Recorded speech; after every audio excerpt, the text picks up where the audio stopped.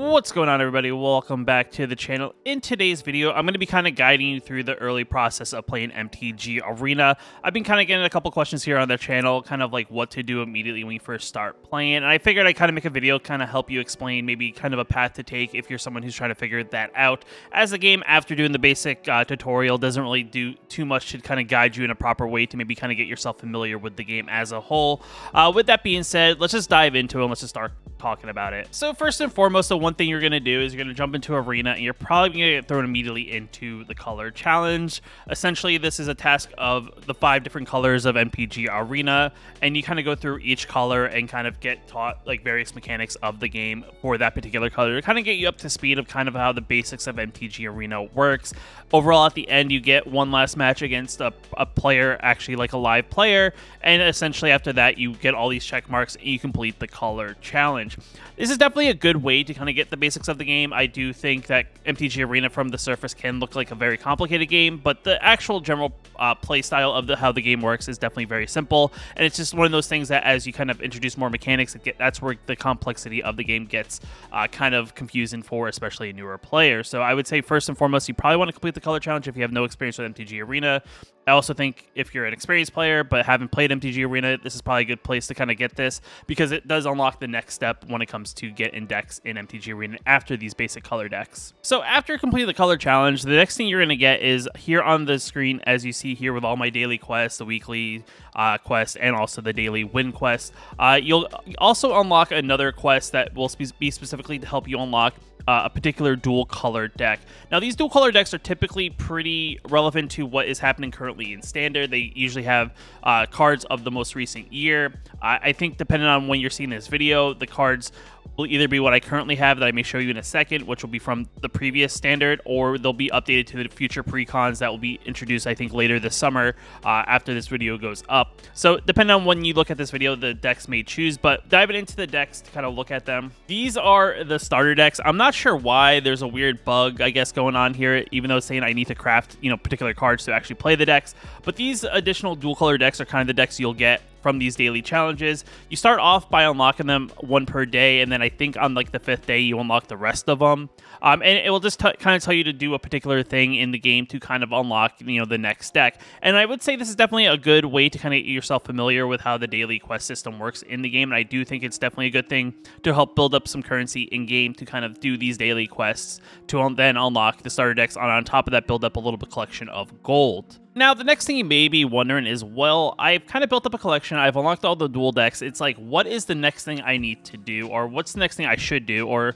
just kind of give me an idea of where I should go. Now, the one thing I would say that's very challenging, especially for a new player, is jumping immediately into a play queue of Standard and or Alchemy. The weird part is the starter decks now are defaulted to Alchemy, but you can always switch them to Standard. But that's something I can do in a different video. But that's the really hard part, because the problem is when you dive into a live format is you got players who have collections that are vastly greater than the collections you have, and all you have is just kind of these starter decks, and maybe you got in a pack or two in the process, but you really don't have a lot to kind of work out with, and trying to get your daily wins and also your weekly wins can be kind of a challenge and kind of disheartening if you're playing like let's just say 10 games and you don't even win a single one. It's never a good feeling. So the next thing I'm going to kind of talk about is kind of like a way to maybe guide you to kind of get into a format that's maybe a little bit more up to a speed for a newer player, where you have a limited collection and the decks don't really matter, in the sense of you don't really need to bring anything other than your currency that you may have farmed in the process of getting to this point. So the next thing we're going to do is we're going to dive into a jump-in event. Now, I know the event page is kind of confusing. It's going to have all the latest and greatest when it comes to drafting, sealed when it's available. Also, if there's a special event that's right now going on, like the chromatic cube draft as I'm recording this video. But the one thing you want to do as a new player is you probably want to jump into this event called Jump In. Jump In is definitely an interesting event. It's kind of a cool event, especially for a newer player. Yet again, this is kind of an event that updates as we get new sets in the game. And the idea here is you're going to get 2 packs, essentially for 1,000 gold or 200 gems if you have gems. And what the idea of the event is, you buy into the event, you'll get a choice of 3 packs. So you can either, like in my instance, you can either choose sacrificial, goblins, or counters. We'll go with goblins because goblins are cool. And then you'll get another choice of packs, and this is kind of where you're kind of combining 2 different ideas and combining it together. And then this is going to become our deck. So the one thing I would probably do is I'll probably do Royalin, just because I feel like these because this has red and this also has red, I feel like they kind of go good together. But I mean, yet again, you can always experiment and choose as you want. And we're going to confirm picks. So now what happens is, now this is our deck. We have Goblins Royland is what it's called. So we're going to go into the deck, and what this is going to do, it's going to kind of give us a set of cards. And these are going to be our cards we're going to play with. And the one cool thing about this is that all these cards that you see here, these are now all added to our collection. So if we didn't have any copies of these cards, we now are going to gain additional copies of these cards, which is definitely pretty cool. And you can kind of go through the deck and you kind of see what's happening. You kind of get an idea of like what cards you get. And I do think the one thing that is a little bit of a struggle, and it's definitely going to be one of those things that gets a little confusing for new players, is that there is something called rotation that happens every September, and there's a good chunk of these cards that probably won't be rotation legal. But if you're a newer player, you just really want to get used to the game and kind of see how it plays in a little bit more limited capacity. This is definitely a good place to start. So definitely overall, definitely an interesting set of cards. It's definitely seems like a cool pile, and I would say you probably want to do this maybe a few times. Either play in this event, play with this deck for 4 or 5 wins, and maybe stop for the day, or you could play this deck and go for 15 wins if you want to do all the wins for your week and also for the day all in one shot. There's no necessity really to do more than, like, I believe 5 or so daily wins when it comes to playing daily. The only benefit is, I think, after like the 4th or 5th win, you only get like a meager amount of gold. So really the first big chunk of gold you're going to get is from the first initial like batch of wins you get for the day. And then from there you can kind of go from. Now I would say this is probably your next best bet to kind of start building up your collection. And it only costs 1,000 gold, which is something you can earn probably within a day just doing your daily wins, and also your, maybe a daily quest that you get in the process. And that's also definitely pretty awesome. And it's definitely something that kind of builds up player confidence in a sense when you're very new to the game. And this event is definitely good for that. And it's definitely kind of cool because you can experiment with various things that you normally wouldn't put together and kind of see how they kind of work. And it's just a good start for a new player to definitely get into. So the next thing that's going to happen is you're going to get to a point where you've kind of done like the beginner stuff. You've probably played up to jump in. You kind of played a few matches. And you're still building currency. And you're kind of unsure really what to do with that currency. And this is kind of where the game kind of pivots for people. There's definitely 2 methods of how you can go about playing the game. Some people will say, you can take that currency and now you can invest it into an event in the game. And there's definitely another good event that kind of works out. And it's definitely, at first it may be a challenge and you may not get a lot of reward for what you invest in. But over time, as you kind of learn stuff, you definitely can get familiar with events and you kind of go based off of that. So the first thing that people will recommend is that you probably play limited. And what they mean by limited is usually a draft format or a sealed format. Usually we only get sealed when a set is new and then it kind of goes away after a while. But typically you want to do some sort of draft format, as drafting is kind of another good way, just like jump in, to kind of build up a collection of commons, uncommons, as well as the packs in a draft event gives you more overall cards than you normally would get from opening the same amount of packs. So in these 3 packs, you'll get probably about like 50 something cards. I can't remember the math off the top of my head, but I believe it's like around like 55 or so cards. And you also get choice of what cards you pick. And the good place to start is actually in a quick draft. And quick draft is kind of like that event where you kind of draft against AI. You don't draft against players, so you can spend as long as you want to kind of read up on what each card does if you're especially unfamiliar with this. And quick draft also rotates more often than premier draft. Typically the premier draft stays on the latest set, whereas quick draft is kind of rotating through multiple sets over the course of every couple of weeks. I think right now it's Midnight Hunt, then after that it goes to Crimson Vow in like the middle of July, and then towards the end of July I think we go into Baldur's Gate.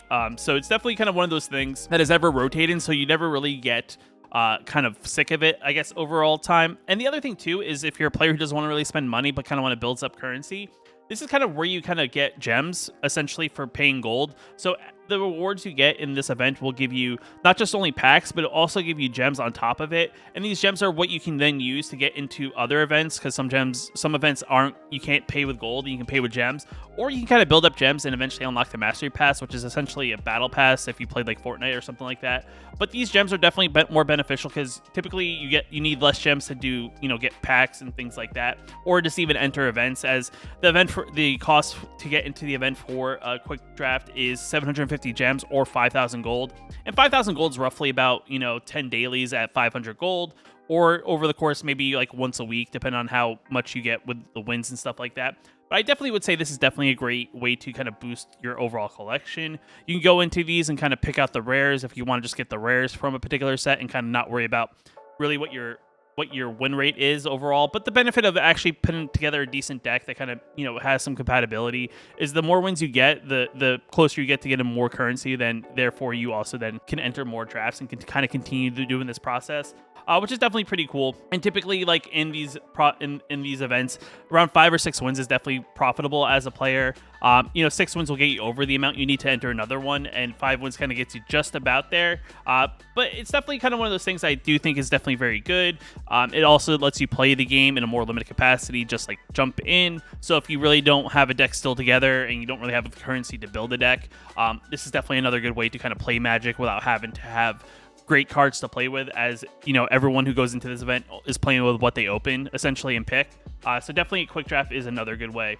Now, the next thing that is kind of one of those things that people do debate about is if you don't want to do draft because you don't like the idea of drafting or you don't like the format, is another good way is buying packs straight up and outright. Buying packs is kind of the other best way to get cards in the game, as you can buy packs from a particular set, kind of like a loot box. You'll unlock, you'll open up 5 commons, 2 uncommons, and 1 rare / possibly mythic / possibly rare wild card / mythic wild card. And these are going to build up the ways you can, like the wild cards are ways that you can directly craft a particular card you're looking to build with or kind of add to your collection. And the packs just kind of help you boost your overall process of what cards you have in your collection as a whole. And this is kind of where you have to make that decision, because buying packs also takes your currency. So if you only have, 5,000 gold, you probably have to make the choice of, well, do I want to buy, 5 packs, or do I want to buy an entry into a quick draft? And it's definitely one of those things. If you don't like drafting, you probably don't want to spend the currency to play a draft. So you can buy packs and just do it this way. When you buy packs, if you were to buy a bundle of packs, you then go into your packs thing. And you open the packs, and then as you open packs, these rings fill up around these, and the more rings the more little bars you fill up around the rings. This is how you then essentially will get additional wild cards on top of the wild cards you possibly get within the packs. And then this overall will help you build your collection of wild cards, which then you can use these particular wild cards that you have here, and then you can go about crafting a particular deck you may want to build. Now, the one thing that does get kind of confusing is always that idea of what should I build, right? Do I improve upon the starter decks that the game does give me, or do I go about and trying to craft a particular deck that kind of makes the most sense at the current time? And this method kind of goes along 2 different ways. Essentially, there's a theory of you kind of net deck a list and kind of get yourself familiar. The one benefit of net decking a list is that it kind of gives you a deck that is kind of already been kind of proven to work. There's nothing worse, especially in a game where when you're limited on a currency, to kind of waste your currency on cards that really just don't do much for you. Now, if you're somebody who, likes a particular card, in this example, let's just say you're looking at this mono red deck, and maybe you don't like this particular version of mono red, but you really like Thunder and Raiju. What you can do is you can always do some research. You can kind of look out for decks that play Thunder and Raiju. There are many methods that you can kind of go about this. You can do a Google search of Thunder and Raiju decks in MTG Arena for standard. You can also probably go to the various websites that do deck lists and kind of look up the card Thunder and Raiju, and then usually those deck lists, deck websites or card websites for MTG will give you like deck lists that include this card, and you can kind of look out from there. And the other thing to note when it comes to building a deck is kind of like figuring out what your budget is. As a free-to-play player, you have very few cards that you are really working with. Like, for example, right now I can't really craft this deck because it's very expensive, in the sense that I don't have enough rare mythic wild cards, as well as I don't think this particular account has enough uncommon and common wild cards. So there are a lot of cards that I don't have. And the other benefit of actually trying to do the research before possibly buying packs is you can kind of figure out where a lot of the cards come from and try to maybe focus on buying packs from that particular set. If we were to look real quick at this particular deck and kind of figure out what packs would I need to buy, it kind of like right off the bat, because I'm someone who's a little bit experienced with the game, I can tell you that Kamigawa is the most common theme when it comes to most of the cards in the deck. You got Thunder and Raiju from Kamigawa, you have the Patrick Automaton, you have Ogre Head Helm, you have Reinforced Rob. Essentially almost everything is from Kamigawa. So buying packs of Kamigawa, getting the wild cards, and hopefully the cards you're missing from that, and then kind of understanding where your budget is afterwards is definitely a good approach. It's also kind of beneficial as a newer player to build decks with limited colors. Like for example, this is mono red. The benefit of playing like a monocolor deck is you don't need the fancy dual lands or lands that produce multiple colors to really get going. You can also play 2-color decks, as you only need a couple dual color decks. or dual color lands to really get it going. But monocolor decks are probably the easiest to build, especially for a new player who's limited on budget, because any of these fancy rare lands I can just swap out for mountains, which the game gives you plenty of. You have infinite amount of mountains you can put into the deck. And then from there, I can then focus my currency on, the cards that are in the actual part of the meat of the deck when it comes to the overall deck as a whole. And, then later on down the road, I can always go about actually adding in the cards that is missing. And it's definitely kind of one of those things, right? It does seem intimidating to kind of like understand how to craft and build a deck. I know I've done videos on it. But yet again, until you really get into it and kind of figure things out, the best method I would say is always looking up lists and kind of get an idea of how they perform. Many websites will give stats on how the deck lists perform. There is metas in MTG for every format that kind of gives you an idea of these are the strongest decks to these are not so great decks. So you probably want to build something that's at least somewhat competitive, because the more you win, I guess because the focus of the game is on winning, it definitely makes you feel better as a player. But I mean, these are definitely some tips to kind of get you started in the game. I mean, there are other avenues you can go about playing the game, and it's kind of one of those things. These are ways to just get you started. You don't have to follow this to the exact T. But these are kind of ideas that I'm looking at, because I'm going to be doing a free-to-play challenge where I'm not going to invest any money into the game. I'm going to be trying to, maximize my rewards in the game to kind of hopefully be able to build a competitive deck by the end of a month. It's definitely going to be a challenge. It's definitely possible, I believe. There are definitely decks that aren't super heavy on budget that, don't cost a ton of wild cards.